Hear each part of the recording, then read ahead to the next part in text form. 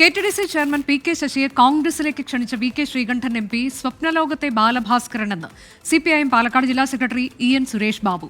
CPIM Mannarkkad area committee ഓഫീസിനു നേരെ പടക്കമെറിഞ്ഞത് സാമൂഹ്യവിരുദ്ധൻ ആണെന്നും ഇത്തരം ആളുകളെ കൈകാര്യം ചെയ്യാൻ സി.പി.ഐ.എമ്മിന് അറിയാമെന്നും ഇ.എൻ. സുരേഷ് ബാബു പറഞ്ഞു. ശ്രീജിത്ത് ശ്രീകുമാരൻ വിശദാംശങ്ങളുമായി. ശ്രീജിത്ത് ശ്രീകുമാരൻ തയ്യാറാക്കിയ റിപ്പോർട്ടിലേക്കാണ് ഇനി.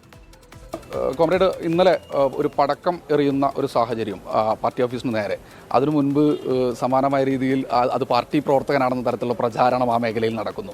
എങ്ങനെയാണ് ഈ വിഷയത്തെ നോക്കിയാണത്? പാർട്ടി ഓഫീസിന് നേരെയാണ് പടക്കം എറിഞ്ഞിരിക്കുന്നത് മണ്ണാർക്കാട്.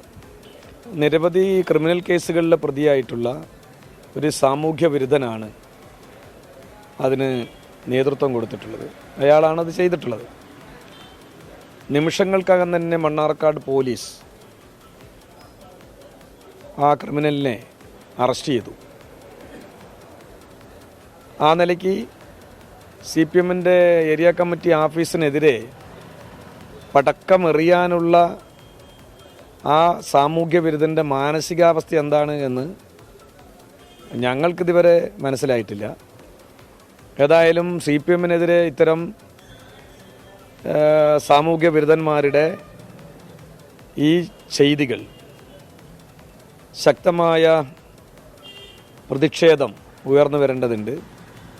അതിൻ്റെ അടിസ്ഥാനത്തിൽ ഇന്ന് വൈകിട്ട് CPM-ൻ്റെ പാലക്കാട് മണ്ണാർക്കാട് ഏരിയ കമ്മിറ്റിയുടെ നേതൃത്വത്തിൽ അവിടെ പ്രതിഷേധ പ്രകടനങ്ങളും യോഗങ്ങളും സംഘടിപ്പിച്ചിട്ടുണ്ട്.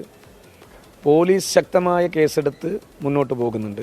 അതാണ് മണ്ണാർക്കാടുമായി ബന്ധപ്പെട്ട പ്രശ്നത്തിൽ ഒരു പ്രതികരണത്തിനില്ല എന്നാണോ? അത് വലിയ തോതിൽ ചർച്ചയായിട്ടുണ്ട്. UDF-ലേക്ക് ക്ഷണിക്കുകയടക്കമാണ് വി.കെ. ശ്രീകണ്ഠൻ കഴിഞ്ഞ ദിവസം ചെയ്തിരിക്കുന്നത്. മണ്ണാർക്കാട് ഇപ്പോൾ ഒരു പ്രശ്നവുമില്ല, CPM-ൽ ഒരു പ്രശ്നവുമില്ല. പ്രശ്നമില്ലാത്തതിൽ ഒരു പ്രതികരണത്തിൻ്റെ ആവശ്യമില്ല. വി.കെ. ശ്രീകണ്ഠൻ ഇങ്ങനെ ക്ഷണിക്കുന്നതിൻ്റെ ഒക്കെ അർത്ഥം എന്തായിരിക്കും? ഒരു പാർട്ടിയിലൊരു മുതിർന്ന നേതാവിനെ, മുൻ നേതാവിനെ വി.കെ. ശ്രീകണ്ഠനെ കുറിച്ച് ഞാനിപ്പോൾ നിങ്ങൾ വരുന്നതിന് മുമ്പ് തന്നെ മറ്റ് മാധ്യമങ്ങളോട് പങ്കുവച്ചു. അദ്ദേഹം ജയറാമിൻ്റെ സിനിമയിലെ സ്വപ്നലോകത്തെ ബാലഭാസ്കറിൻ്റെ മാതിരിയാണ്. CPM-നെ അസസ് ചെയ്യാനൊന്നും ശ്രീകണ്ഠൻ വളർന്നിട്ടില്ല. ഇനി MP ആയാലും അതിൻ്റെ അപ്പുറം ആയാലും